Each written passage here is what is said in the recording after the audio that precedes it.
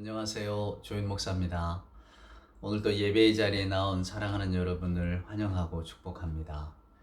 비록 코로나가 여전히 기승을 부리고 또 이제는 긴 장마가 끝나간다고 합니다만은 장마 이후로가 또 더 큰 문제가 남아있죠. 수해를 당하고 또 여러 가지 어려움을 겪은 분들에게 우리 하나님의 은혜와 사랑이 가득 넘쳐나기를 소원합니다.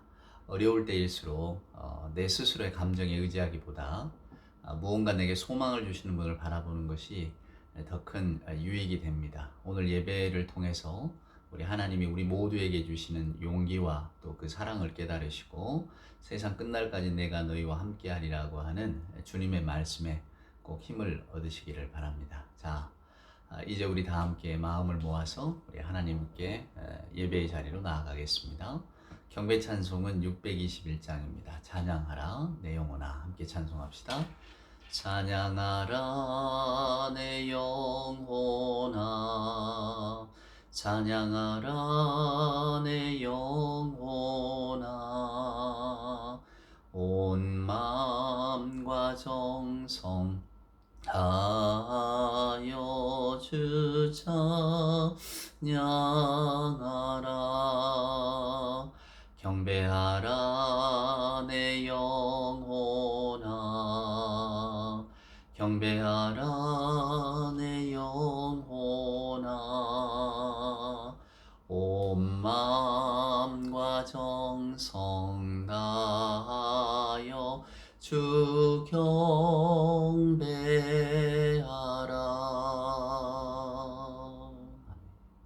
사도신경으로 우리들의 신앙을 고백합니다.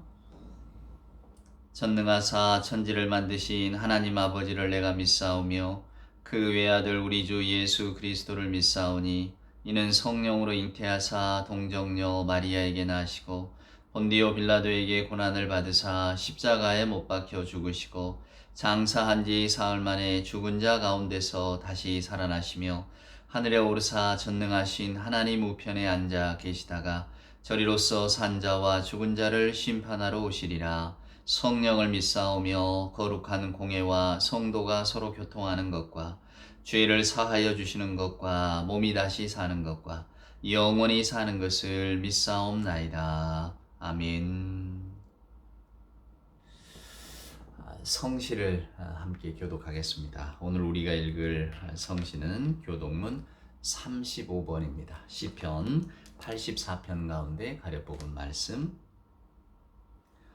만군의 여호와여, 주의 장막이 어찌 그리 사랑스러운지요. 내 영혼이 여호와의 공정을 사모하여 쇠약하며 내 마음과 육체가 살아계시는 하나님께 부르짖나이다. 나의 왕 나의 하나님 만군의 여호와여, 주의 제단에서 참새도 제 집을 얻고 제비도 새끼들 보금자리를 얻었나이다. 주의 집에 사는 자들은 복이 있나니 그들이 항상 주를 찬송하리이다. 주께 힘을 얻고 그 마음에 시온의 대로가 있는 자는 복이 있나이다. 그들이 눈물 골짜기로 지나갈 때에 그곳에 많은 샘이 있을 것이며 이른 비가 복을 채워주나이다. 주의 궁정에서의 한날이 다른 곳에서의 첫날보다 나은즉 악인의 장막에 사는 것보다 내 하나님의 성전 문지기로 있는 것이 좋사오니 만군의 여호와여, 주께 의지하는 자는 복이 있나이다. 아멘. 오늘 우리가 함께 부를 예배 찬송은 314장입니다. 내 구주 예수를 더욱 사랑. 314장 찬송가 함께 부릅니다. 내 구주 예수를 더욱 사랑, 엎드려 비는 말 들으소서. 내 진정 소원이 내 구주 예수를 더욱 사랑, 더욱 사랑. 이전엔 세상 나 기뻤어도 지금은 지금 내 기쁨은 오직 예수. 다만 내 비는 말래 구주 예수를 더욱 사랑, 더욱 사랑. 이 세상 떠날 때 찬양하고 숨질 때 하는 말 이것일세. 다만 내 비는 말래 구주 예수를 더욱 사랑, 더욱 사랑. 아멘.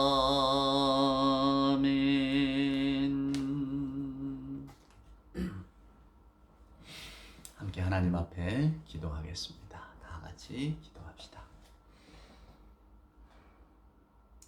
사랑과 은총으로 함께 하시는 아버지 하나님, 감사합니다.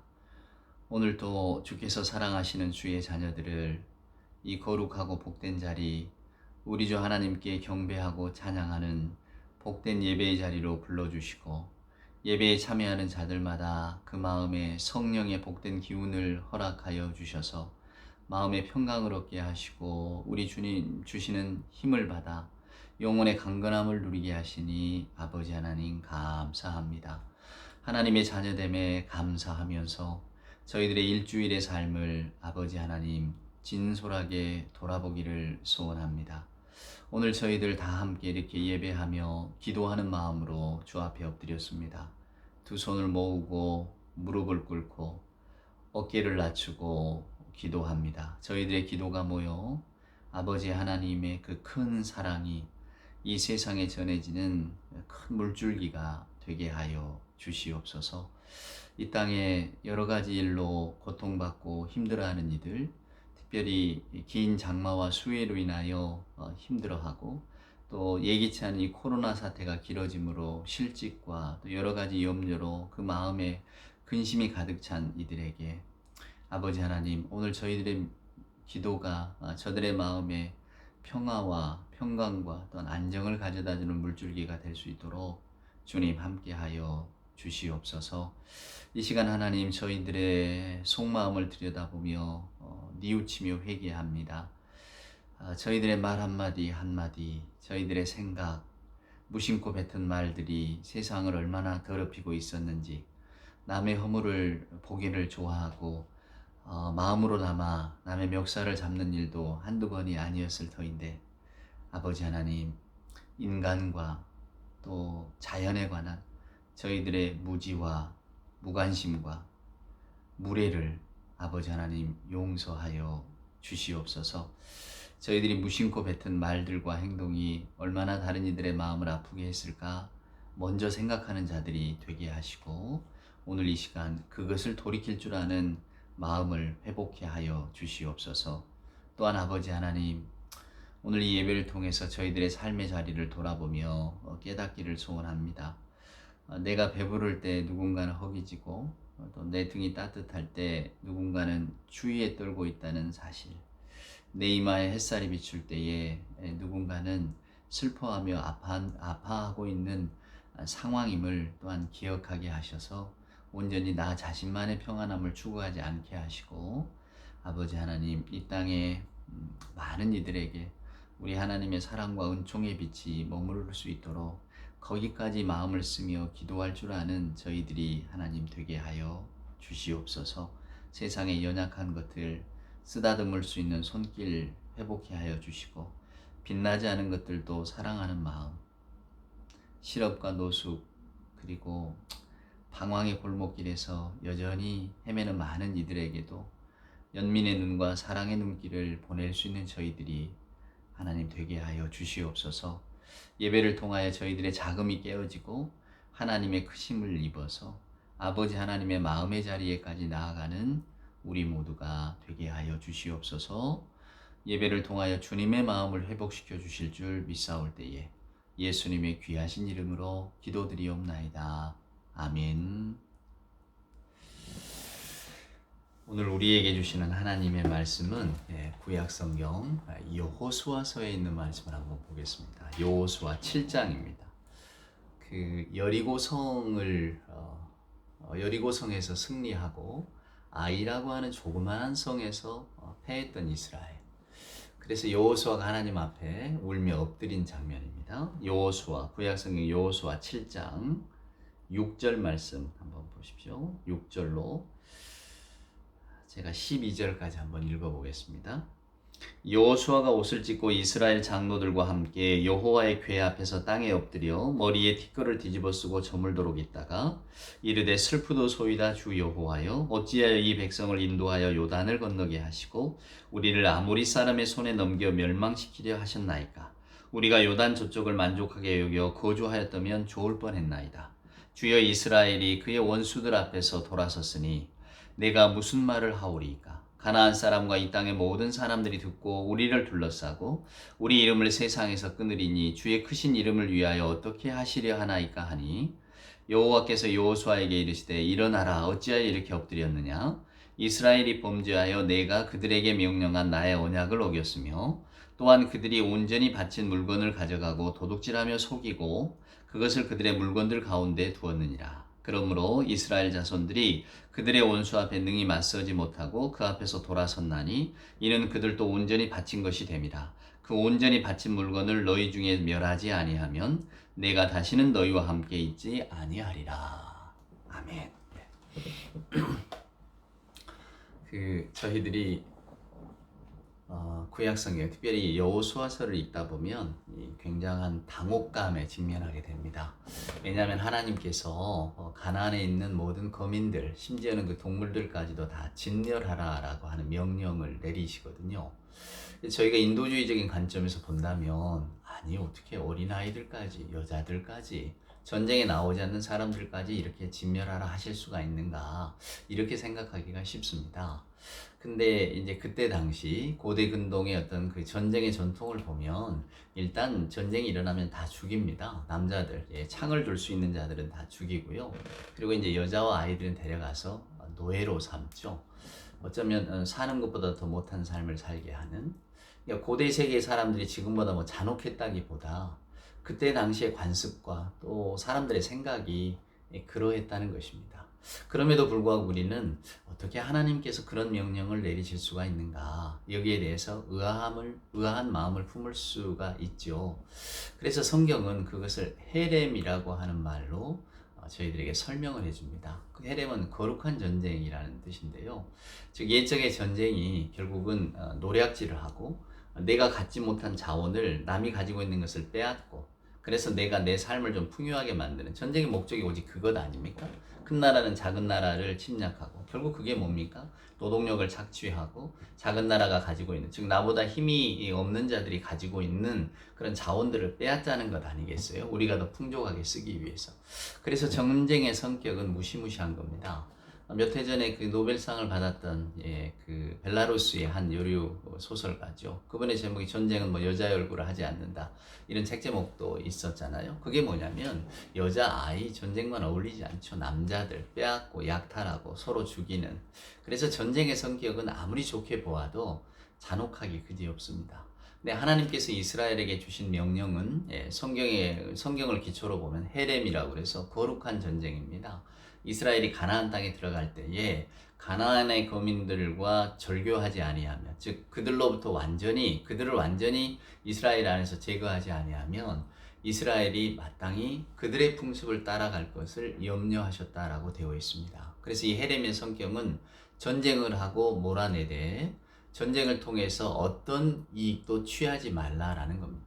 그러니까 만약에 블레셋 사람들이 혹은 이 가나안 땅에 사는 사람들이 이스라엘이 이렇게 우리가 있는 하나님이 주신 땅이다 하고 들어왔을 때에 그냥 물러났더라면 아무 일은 없겠지만 뭐 어떤 살육도 다 죽이는 일도 없었겠죠. 그러나 사람의 마음이라는 게 자기 땅에 들어온 사람들을 호락호락 내줄 사람이 누가 있습니까? 그래서 결국 가나안의 거민들은 전쟁을 하게 되고 이제 그 안에서 이제 서로 죽고 죽이는. 그러니까 지금 우리들의 시선, 특별히 이제 신앙인의 시선에서 보면 이 여호수아에서의 말씀을 쉽게 받아들이기는 어려운 장면들이 많이 있습니다. 그러나 여러분, 성경이라고 하는 큰 틀, 그리고 헤렘이라고 하는 거룩한 전쟁을 명령하신 하나님 아버지의 본뜻을 헤아린다면 우리가 능히 하나님께서 세상에 대해서 주시는 어떤 준엄한 명령을 기억할 수가 있을 겁니다. 그것은 무엇이냐면 세상은 이겨내지 않으면 저나 여러분이 거기에 물들어간다는 겁니다. 여러분, 길게 보실 것도 없어요. 자, 가나안 땅에 들어간 이스라엘 사람들 하나님의 명령에 준행하지 못했거든요. 다 쫓아내지를 못했어요. 그래서 결국 그들이 택한 길이 뭡니까? 바알과 아세라를 받아들이는 길이었어요.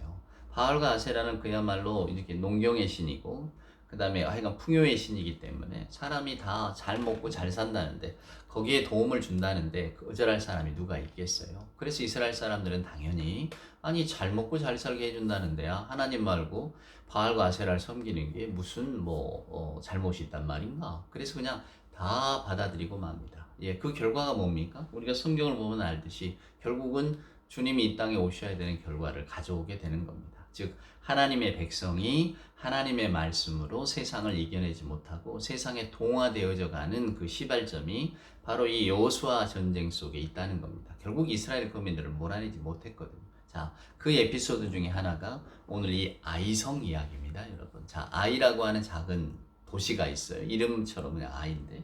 근데 우리가 이제 그 여호수아서 6장을 읽어보면 여리고성 사건이 나옵니다. 여리고 그 이름 자체가 부자 동네인데 부자입니다. 아주 단단한 도시였어요. 지금도 이 여리고 예리코라고 합니다만 여리고 그 고고 갈구를 해보면 그 옛적의 그 도시 이때 여호수아 시절의 도시들이 그 흔적이 남아 있대잖아요. 얼마나 그 성벽이 단단한지.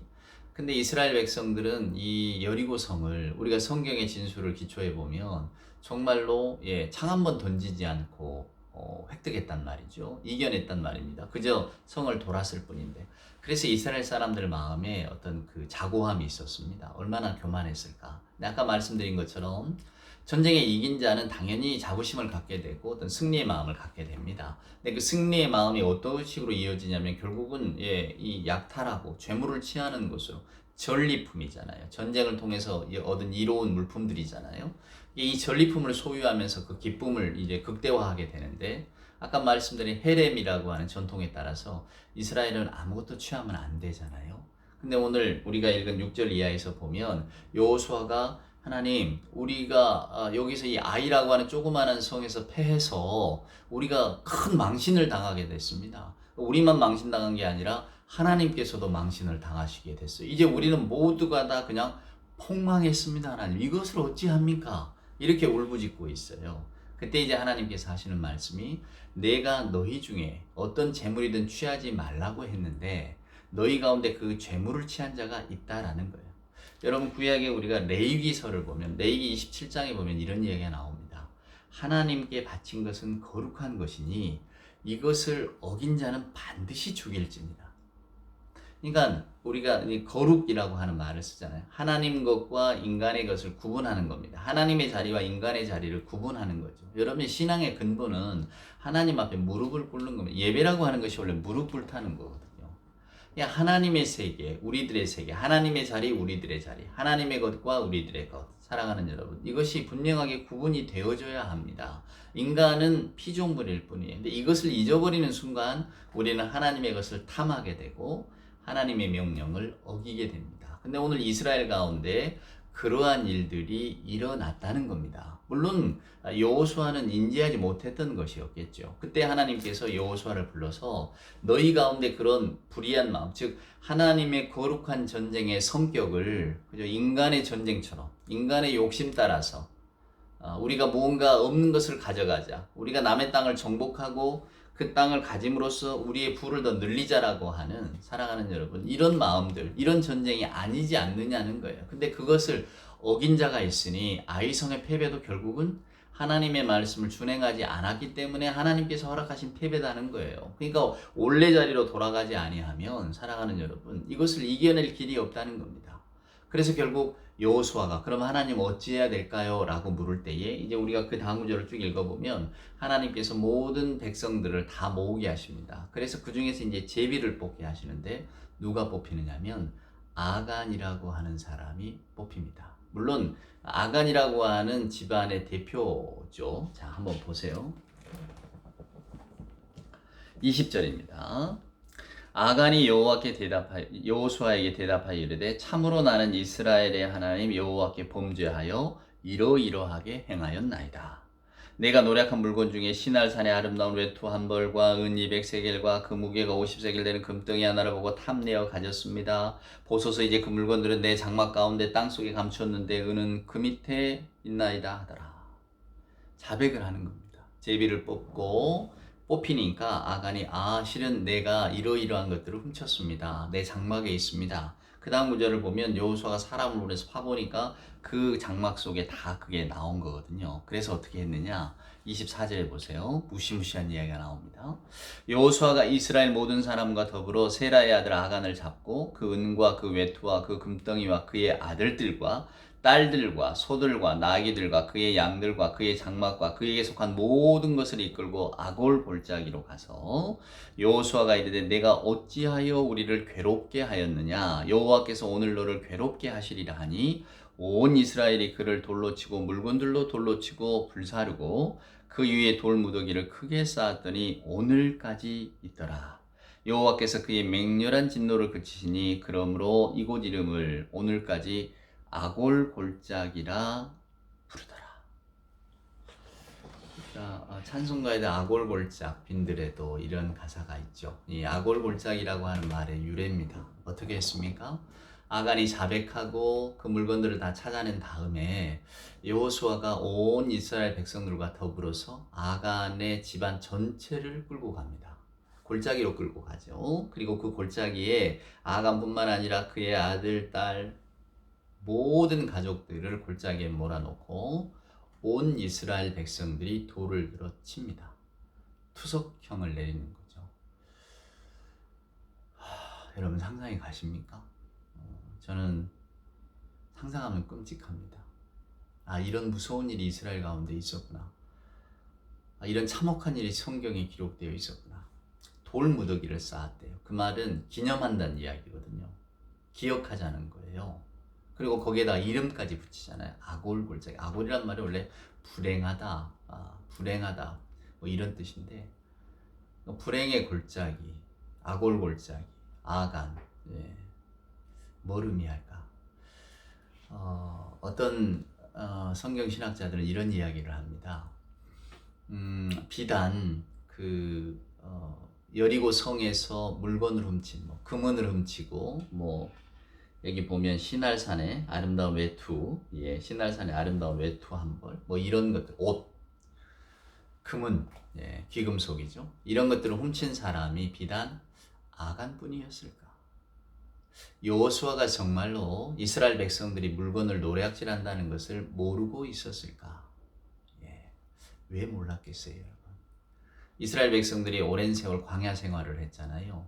그러니까 그들이 아마 여리고 땅에서 접한 물건들은 정말로 눈이 휘둥그레지는 물건들이었을 겁니다. 우리 옛말에도 견물생심이란 말이 있잖아요. 물건을 보면 마음이 생겨나는 겁니다. 소유하고자 하는 마음. 대표로 아간이 걸렸겠죠. 아간을 들어서 하나님은 이스라엘 백성들에게 경고를 하시는 겁니다. 자, 비단 아간만이 물건을 훔친 게 아니에요. 나는 아간처럼은 아니지만 여리고 전투에 나가서 결국은 그 성이 무너지고 사람들이 혼비백산하고 나갈 때에 내가 여리고 사람 어떤 집에 들어가서 반짝이는 금덩이가 있길래 하나를 주머니에 넣었단 말입니다. 그런 이스라엘 사람들이 과연 없었을까? 저는 있었을 거라고 생각합니다. 많았겠죠. 어쩌면 아골 골짜기에 이 골짜기에서 아간의 가족들을 향하여 돌을 던지는 사람들 대다수가 하나 둘씩은 다 이렇게 훔쳐 넣었던 사람인지도 모릅니다. 오늘 그들의 눈물과 그들의 두려움이 이 돌덩이 우박처럼 변해서 아간의 가족에게 떨어지고 있는 거죠. 근데 실제로 돌을 던지고 있는 이스라엘 백성들은 아마 저 자리에 나도 있어야 하는데 그런 마음이었을 겁니다. 하나님께서는 아간이라고 하는 사람과 한 그 집안을 들어서 온 이스라엘 백성들에게 경고를 주고 계시는 거죠. 이것을 저는 우리가 읽을 줄 알아야 한다고 생각합니다. 오늘 저와 여러분도 예수님도 오죽하면 탐심을 탐심, 탐하는 것, 이것과 하나님을 우리가 둘 다 섬길 수 없다. 탐심이라는 게 결국 여러분 뭡니까? 자기중심성이에요. 자기중심성. 이것이 모든 죄의 근본입니다. 어쩌면 여러분, 제가 심리학을 공부하면서 왜 프로이드가 우리에게는 에로스적 본능이 있다 그럽니다. 그게 뭐냐면 이게 탐심입니다. 결국은 자기중심성이죠. 내 욕구를, 내 욕망을 채우고자 하는 마음이거든요. 그것이 어쩌면 세상을 발전시켜 나가는지 모릅니다. 세상을 살게 하는 힘이죠. 저나 여러분에게도 그 에로스가 없으면 어떻게 인생을 계획하고 한번 내가 잘 살아보려고 노력하고 남들보다 더 열심히, 남들은 잘 때 내가 깨어 일어나 공부하든 일을 준비하든 해서 더 많은 돈을 벌리라, 더 좋은 자리, 더 좋은 직업을 성취하리라, 이런 마음이 생겨나겠습니까? 이게 다 에로스가 바탕이 되는 것이고 결국 이것이 우리들의 세상을 끌어가는 힘입니다. 근데 성경은 그 힘을 조심하라 그래요. 그 힘이 과도하게 되면 결국은 자기중심성으로 흘러가 버리기 때문입니다. 아담과 하와가 에덴 동산에서 하나님이 금하신 선악의 과일을 탐하면서 아니 왜 우리가 이걸 먹으면 안 되지? 내가 먹고 싶다는데 하나님이 금한다고 내가 여기에 요걸 먹지 못할 이유가 뭐란 말이야? 내가 먹고 싶은데 내가 볼 때 보암직도 하고 먹음직도 한데 왜 저게 안 되냔 말이야? 이런 생각이 말입니다. 그것은 우리들의 경계를 넘게 하는 마음이 되는 거죠. 그래서 여러분 이 돌무더기가 중요한 겁니다.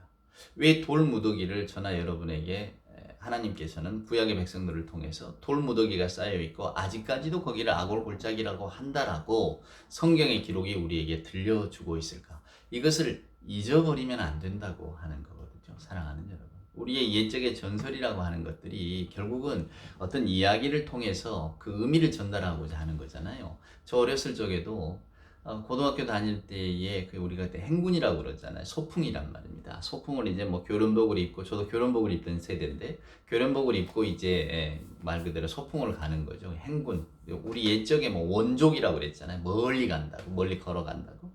근데 주로 많이 가는 곳이 지금은 목포 유명한 관광지가 됐습니다만 갓바위라는 곳입니다. 갓바위. 지금처럼 정비가 안 돼 있으니 지금 가보면 너무 깨끗하게 평화의 광장 끝에 나무 데크로 이렇게 연결이 되어져서 아주 멋진 관광지로 변모가 됐던데 그때는 그냥 조그마한 야산, 정말로 갓을 쓴 바위 같은 거거든요. 근데 이게 왜 갓바위인가 했더니 옛적에 이 목포 근방에 살던 한 젊은 아들이 아버지를 봉양하고 싶었는데 가난해서 잘 못했는가 봐요. 그래서 좀 아버지가 병들어서 아버지께 좀 좋은 약이라도 좀 구해드려야 되겠다고 이제 그 목포에 있는 어떤 부잣집에 가서 머슴을 살았는가 봐요. 그래서 한 달 동안 머슴을 살고 세경을 받아가지고 돌아왔는데 그만 아버지가 돌아가셨지 뭡니까? 얼마나 불효하고 슬펐겠어요. 그래서 아이고 우리 아버지 그러면 무덤이라도 좀 잘 써드리자고 양지바른, 야산의 양지바른 중턱에 모셔야 되겠다고 관을 끌고 올라가다가 그만 바다에 빠뜨리고 말았다 하지 않습니까?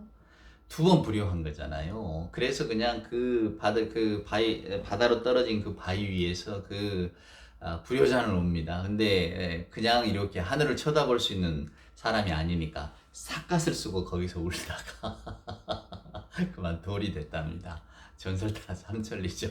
그래서 그게 갓바위 전설이에요. 뭘 이야기할까? 결국은 효에 대한 마음을 전달하고 싶은 이야기겠죠. 우리 교체에 그런 이야기들이 너무 많잖아요. 그러니까 사람들은 어떤 기념물을 세워서 사람들에게 옛 이야기를 이렇게 들려줍니다. 그걸 우리는 전설이라고 이야기를 하죠. 그러나 성경은 지금 그런 전설에 관한 이야기, 이러니까 효도하고 살아라, 이런 이야기를 한 게 아니에요. 인간의 욕심이 잉태하면, 즉 인간의 욕심이 하나님의 말씀보다 앞서면 결국은 사람에게는 영원한 죽음이 있다는 것을, 이 무시무시한 결과가 돌아온다는 것을 성경이 우리에게 들려주고 있는 거거든요. 이게 결국 하나님의 말씀에 대한 기억의 성소가 되는 거죠. 오늘 이 이야기를 여러분 옛적의 구약의 어떤 요 이스라엘 사람들, 유대 민족들은 이 이야기를 계속해서 이어오고 이어가면서 아골골짜기가 있단다. 거기에 아간이 묻혀 있는데 실은 아간이라고 하는 사람이 이러이러한 사람들이었단다. 근데 아간만 그랬겠느냐? 우리도 마찬가지다. 우리 마음속에 있는 우리는 들키지 않았을 뿐 아니 하나님이 우리에게 자비를 베풀어 주셔서 아간을 대신해서 우리에게 경계를 어떤 경고의 메시지를 주시는 것이지 우리 역시도 다 그 아골골짜기에 묻혔어야 될 사람이다 라고 하는 것을 이 이야기를 통해서 들려주고 있는 것 아니겠어요? 여러분 그러고 보면 말이에요. 바울이 디모데를 사랑하잖아요. 영적인 내 아들이다. 결국 디모데는 바울의 후계자 역할을 감당하게 되는데 그때 바울이 디모데에게 한 말이 있어요. 내가 디모데를 보면 그 속에 거짓이 없는 믿음이 있는 사람이다. 근데 그 거짓이 없는 믿음이 어디서 왔는가 했더니 할머니 로이스, 어머니 유니게로부터 온 것 아니냐 이렇게 이야기를 한다니까요. 놀랍죠? 믿음이라고 하는 것이 어느 날 갑자기 생긴 것이 아니라 전수되어져서 내려오는 것. 이게 여러분 믿음의 전통입니다. 저는 그냥 소위 말하는 모태신앙입니다. 어려서부터 믿음이 뭔지 알기도 전에 어머니 뱃속에서부터 그저 교회를 다닌 사람인데요. 그러니까 어렸을 때 영유아부, 그때 저희 어려서야 영유아부분이 별로 없었으니까 유치부, 그 다음에 주일학교 이렇게 쭉 다니면서 결국은 신앙을 접한 것 아니겠습니까?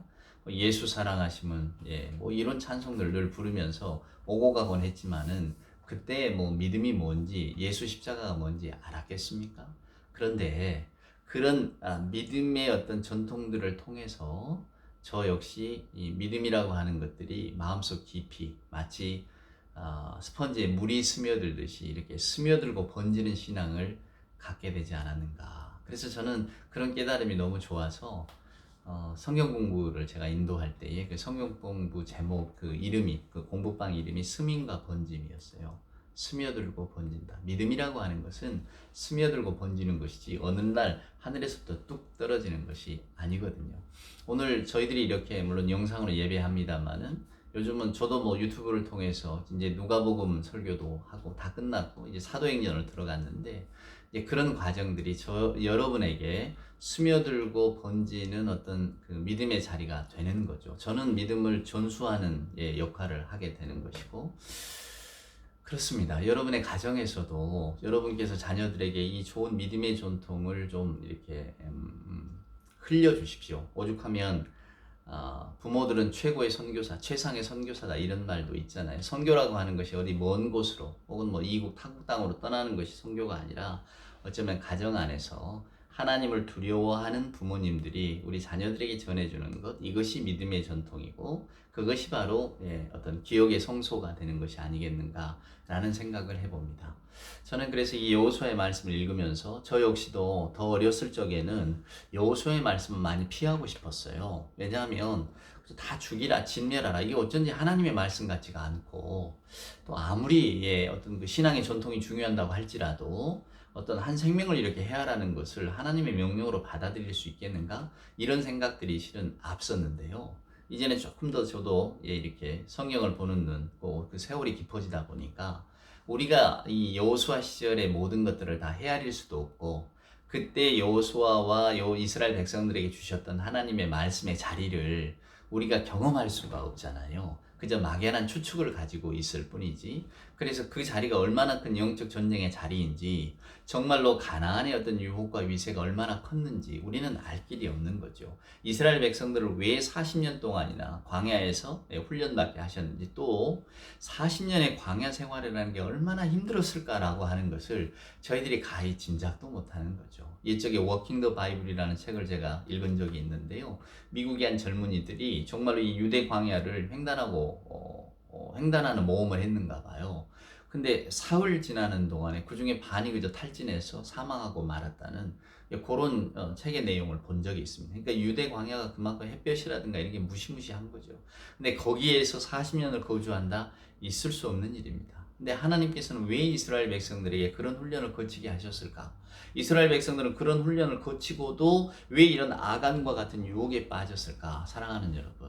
그러니 사람이라는 존재, 그리고 사람이 살고 있는 어떤 주변의 환경이라는 것이 하나님의 말씀에 순종하는데 얼마나 많은 걸림돌이 되고 가로막힘이 되는지를 성경은 보여주고 있는 거죠. 이게 웬만한 결단이나 결심 없이는 뛰어넘을 수 없는 장벽이라는 것을 저나 여러분은 말씀을 통해서, 또 우리보다 먼저 믿음의 삶을 산 사람들을 통해서 오늘 성경을 통해 배우고 있지 않습니까? 그러니까 함부로 아이고 뭐 왜 굳이 그럴 필요까지 있겠는가 이러는 것은 오늘날의 시선에서 보는 성경의 관점이고요. 그때 당시의 관점으로 돌아간다면 하나님께서 이런 명령을 여호수아 이스라엘 백성들에게 주신 필연적인 이유가 있지 않겠는가. 비록 제가 그 이유를 다 받아들이지는 못한다 할지라도, 그래서 그 마음으로, 하나님의 마음으로 이제 여호수아서를 보려고, 성경이라고 하는 것이 우리의 마음의 잣대에 따라서 받아들이고 받아들이지 않고 이런 책이 아니거든요. 거룩하신 하나님께서 우리에게 주신 책 아닙니까? 그러니까 우리는 이런 이 하나님의 명령에 집중하면서 왜 이스라엘 백성들은 이 길을 따라가지 못했을까를 이렇게 바라보고 그 안에서 오늘날의 우리들의 모습을 보는 겁니다. 저나 여러분도 비록 가나안 땅의 정복자의 입장으로 들어가는 건 아니지만은 오늘 하나님께서 하지 말라고 한 것, 거룩하다 구별하라고 한 것들, 또 우리가 정말로 예수 믿는 사람으로서 마땅히 행해야 될 일들, 행해야 되지 않은 일들 가운데 얼마나 많이 흔들리고 있습니까? 오늘 이 아골 골짜기, 아간의 가족이 묻힌 골짜기가 증거하는 것, 실은 그곳에 묻힌 그의 아간과 그의 가족만은 아니잖아요. 아까 말씀드린 것처럼 돌을 던진 무수히 많은 이스라엘 사람들이 실은 나도 저기에서 돌을 맞아야 되는 사람인데 나 역시도 탐욕의 눈이 어두워서 하나님이 금하라고 명하신, 아무것도 유익을 위해서는 재물을 취하지 말라고 하신 거기에 그냥 마음을 뺏겨서 소유하고 싶고 가지려고 하고 어떤 그런 마음들 속에서 이미 내 주머니 속에 들어있는 것들, 내 장막에 숨겨놓은 것들 얼마나 많았겠어요. 근데 하나님께서는 그것들을 오늘 이 아간의 퍼포먼스를 통해서 모든 이스라엘 백성들에게 일깨워주고 계시는 거죠. 오늘날 수천 년이 지나서 저와 여러분은 이 여호수아서의 말씀을 읽으면서 아골 골짜기의 이야기를 듣게 되는 겁니다. 우리들의 모습을 돌아보게 되는 거죠. 아골 불행하다. 나중에 이게 또 주께서는 다 이걸 소망의 장소로 바꿔놓으셨습니다만은, 그러나 과연 이 아골 골짜기의 의미를 생각하면서 오늘 저와 여러분을 불행으로 끌고 가는 것은 무엇일까? 하나님으로부터 자꾸 멀어지게 하는 것은 무엇일까를 생각하는 계기가 되어졌으면 좋겠습니다. 아까 제가 기억의 성소라고 하는 말을 썼지만은 사람들은 뭔가를 세우고 그것을 기억합니다. 근데 저희들은 말씀의 사람들이잖아요. 기독교는 말씀의 종교니까 하나님의 말씀이니 성경이 있잖아요. 이 성경을 보면서 읽을 때마다 그래, 아골골짜기 아간, 이게 우리들의 모습이구나, 이게 나의 모습이구나, 이런 생각을 하시면서 성경을 읽다 보면 오히려 성경 앞에서 훨씬 더 숙연해지시고, 그리고 이 말씀을 통해서 주시는 영적인 유익함이 무엇인가를 오늘 저나 여러분은 누리게 됩니다. 그저 바라기는 이런 이야기가 가정 안에서 혹은 여러분의 믿음의 후손들에게 전해지고, 또 누군가 그리스도를 알고자 하는 사람에게도 이렇게 전해지고 전해져서 정말로 우리도 바울이 디모데를 본 것처럼 그 속에 거짓이 없는 믿음이 있는 사람인데 그 믿음이 어디서 왔을까? 이 성경에서부터 왔구나. 성경의 이야기를 듣고 읽고 하면서 저 사람의 마음에 믿음이 생겨났구나 라고 하는 것, 더군다나 우리들의 가정에서 어떤 그 믿음의 좋은 전통을 자녀 후손들에게 물려준다는 것, 이게 얼마나 소중한가를 우리 모두가 한 번 더 깨달아서 자녀들에게도 믿음의 아름다운 전통을 허락해주고 물려주고, 또 저나 여러분 역시도 성경을 더 많이 읽고 또 성경에 대해서 관심을 두면서, 예수 믿는 분들이 주여 주여는 잘하지만 성경은 모른다 이런 이야기 들으면 안 되지 않겠습니까? 성경을 읽지 않는다, 성경을 읽지 않는 그리스도인, 이것도 부끄러운 이야기죠. 그래서 말씀을 읽고 또한 이 말씀 속에 나오는 이 교훈들을 깨달으면서 우리가 우리들의 믿음을 돌아볼 수 있다면 훨씬 더 저희들의 삶은 믿음 안에서 풍요롭고, 저나 여러분도 바울이 디모데를 평가했던 것처럼 그 속에 거짓이 없는 믿음이 있는 사람이라고 하는 말을 누군가에게 들을 수 있지 않겠습니까? 그것을 소망하면서 또 한 날 한 날을 살아가는 우리 모두가 되기를 주님의 이름으로 축원을 드립니다. 기도합시다. 이제는 우리 구주 예수 그리스도 크신 은혜와 하나님 아버지의 만극하신 사랑하심과 자비하신 성령님의 함께하심이 오늘 또 말씀을 읽고 묵상하고 깨달으며 이 말씀이 내 마음에 등불이 되어져서 우리들의 삶을 환히 밝히고 우리도 디모데처럼 그 속에 믿음이 환한 사람이라는 평가를 받기까지 살기를 소원하는 우리 예배하는 모든 교우들 머리머리 위에와 저들의 가정 위에, 저들의 자녀 위에, 저들의 간절한 기도의 제목과 삶의 형편 위에, 이 땅의 모든 아버지 하나님의 신실한 교회들 위에 이제로부터 영원 무궁토록 함께하여 주옵기를 간절히 축원하옵나이다. 아멘.